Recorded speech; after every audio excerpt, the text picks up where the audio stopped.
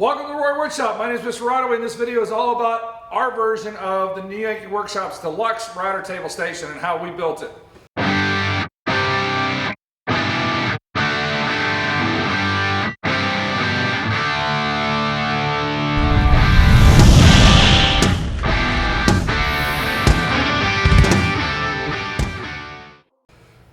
I challenge you to show me any semi-serious, serious, or professional wood shop that doesn't have a router table, or at least a router, or multiple router tables like we have in our case here. So if you are serious to semi-serious about woodworking or a professional, you're probably gonna need a router and eventually a router table. Now, do you have to go out and build your own router table? No, my first two router tables were bought off the shelf at Sears and Home Depot. So eventually I got to where I got a hold of these Rockler style router tables. One of them came with a cart we got a couple years ago. Another one just came with the top. So we built a table and it lasted about 5 or 10 years. And the reason it didn't last so long is just some of the features that I added to this router table to make it a little bit more durable, like the hardwood edging and the dividers in the middle. We move ours around here at the Warrior Woodshop at the end of every semester to do deep cleaning. And when that pallet jack lifted up on that bottom shelf, it just flexed enough times and it had no additional support, so it finally gave out. But one of the key features we had on there, as you can see, the funnel to help the dust go down to the middle. We kind of mimicked what the new Yankee Workshop did, and I call it the dustpan in the back. So we'll show you that when we get into this build. What else, if you're going to looking at a router table that you're not comfortable building the top? We didn't have to in this one.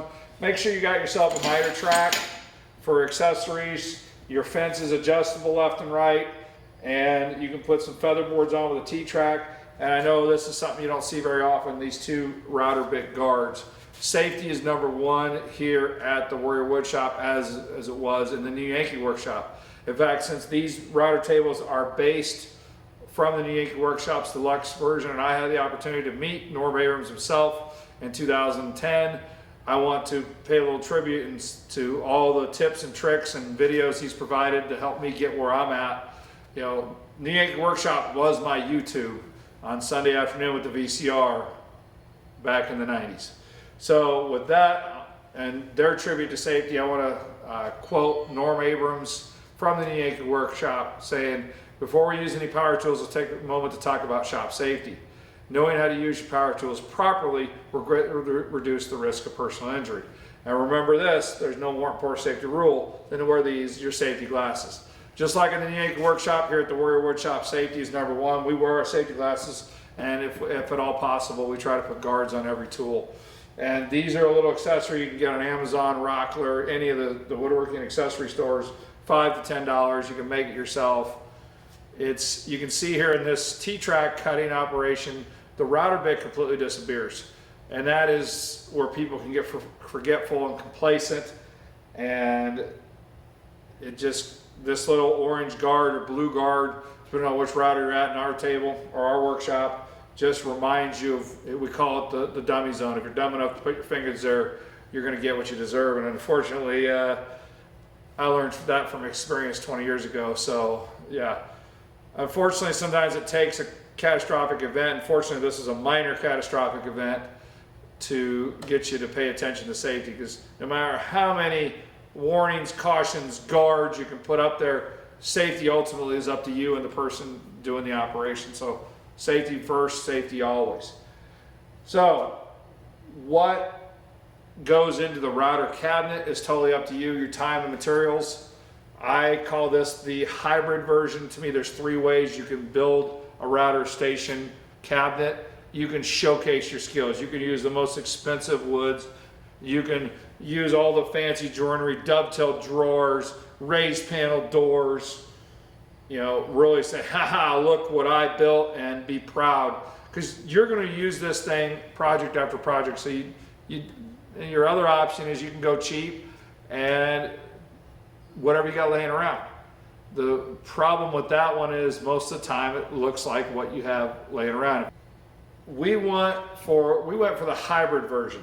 We did use material we had laying around. Fortunately, we're a woodworking shop, so we did have some higher end material, but we didn't go all crazy. We just used butt joint on the storage drawers, but we did use walnut because we had some strips laying around to make our own handles. We used our partial sheets of birch and oak plywood for the fronts. It worked out real well that we had about a third of a sheet left over for the birch. That's why it all flows, because it was all the same piece. Where the oak cabinet was a bunch of smaller pieces. That's why things are different sizes or different shades, I should say. But it worked out real well, and it still looks good. What we did for our project is we bought a couple of sheets of MDF for a project that didn't pan out. So these take one sheet each, and that's a large, heavy sheet of a piece of material.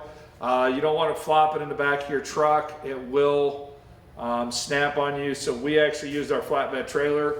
We ordered a 10-foot piece because these are 3.5 foot tall rough cut pieces.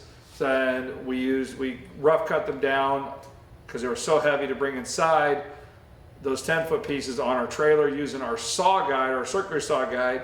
We have a video on how we made that out of some scrap plywood. So if you don't have a track saw, which we don't here, you can kind of make your own track saw for your circ saw.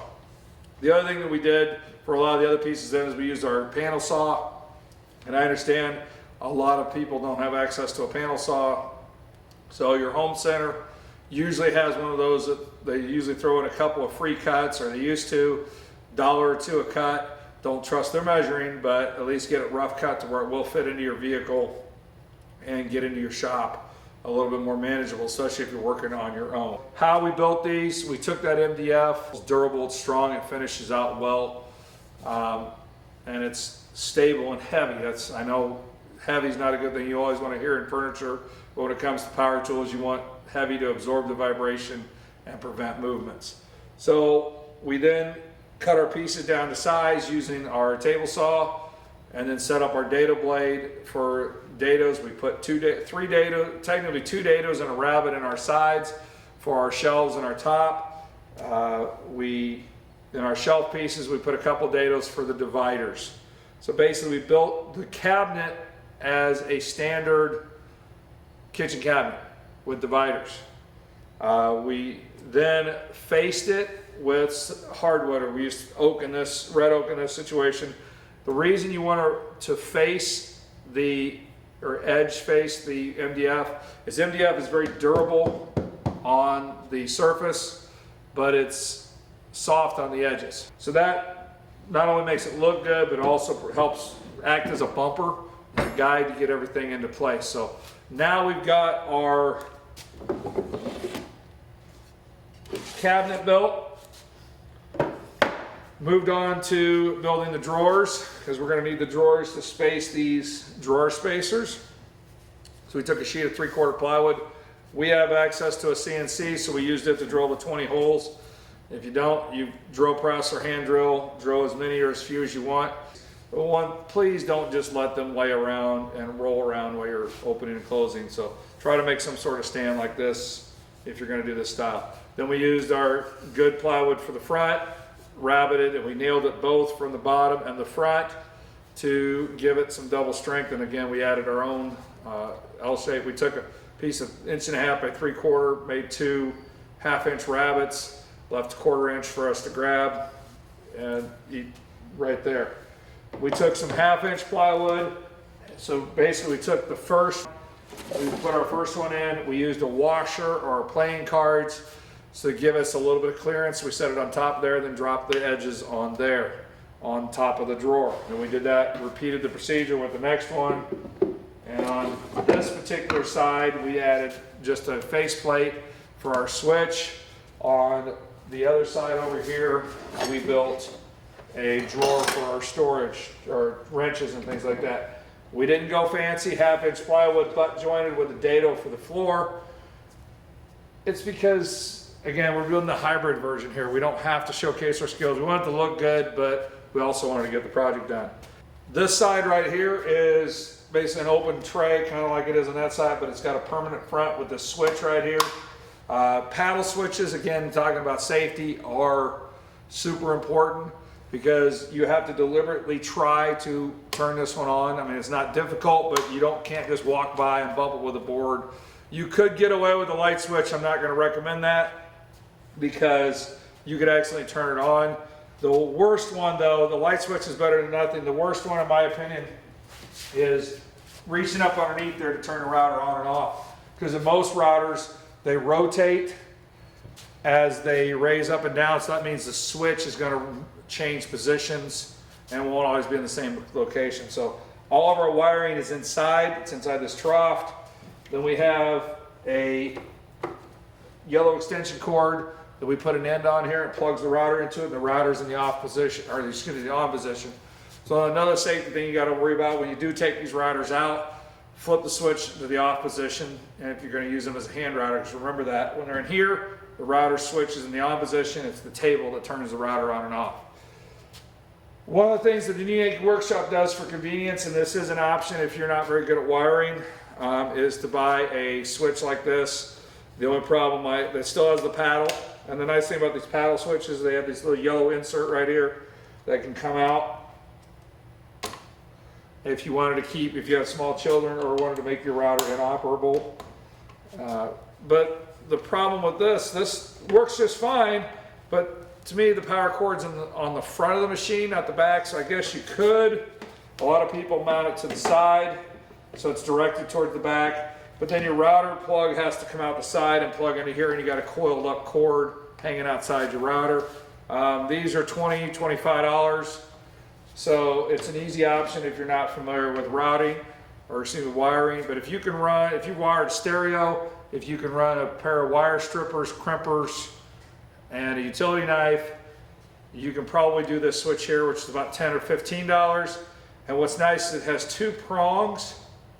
So you could actually hook the router up to one cord and come out the side here. That's what this hole is for, is we want to run another cord with a plug.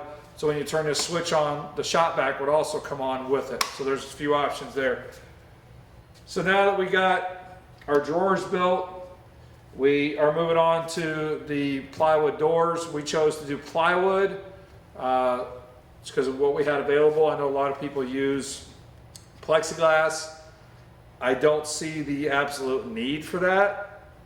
You know, you want to watch, you're watching up top, you're not watching down below. So it's a cool feature, but we didn't have any plexiglass around the shop, and we wanted to kind of embellish it to, you know, match our decor.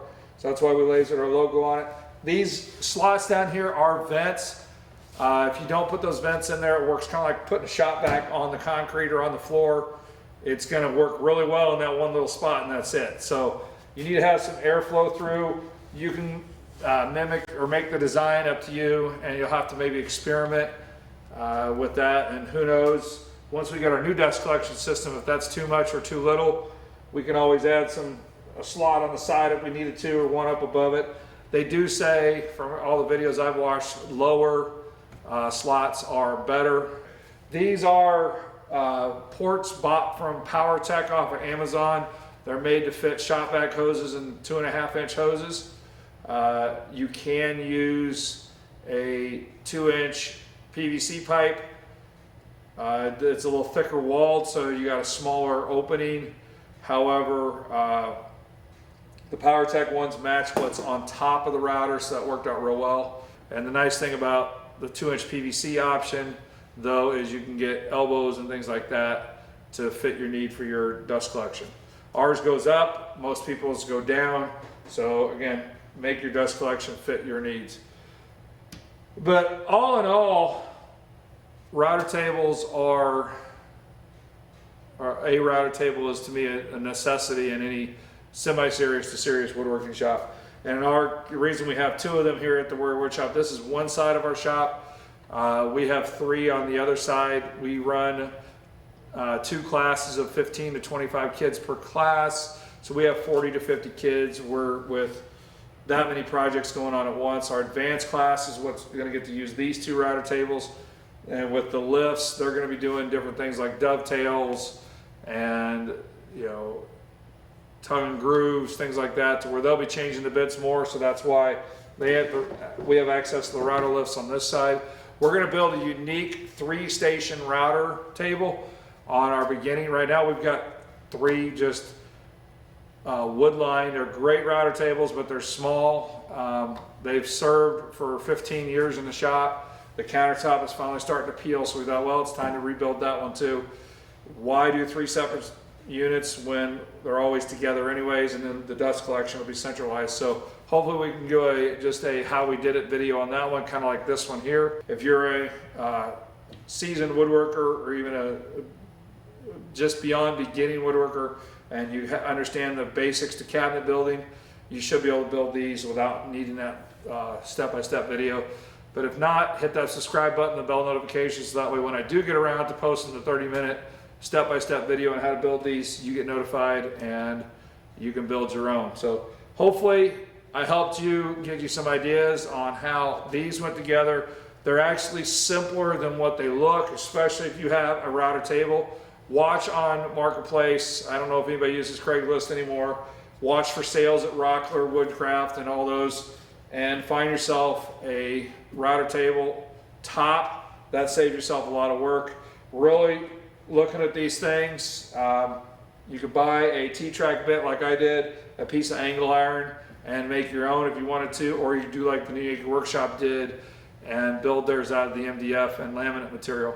Our old router tables just had MDF fences. They didn't even have the laminate. So the laminate does help with the flow of the pieces, giving you that less friction. So again, I hope you got something out of this video. Hit that subscribe, bell notification. Come back and see us again. Check out our how to use routers and router tables safely video, all the bits. We are a full woodworking class. So we have most of our videos focused on our shop projects and safety on how to use the tools. And we try to answer every comment and every question. So I'm going to ask you that same question that I asked on Instagram. Oak or birch, which one do you like better? In our case, we couldn't decide, so we built them both. Thanks for watching. So all I have to say is go out and make some sawdust.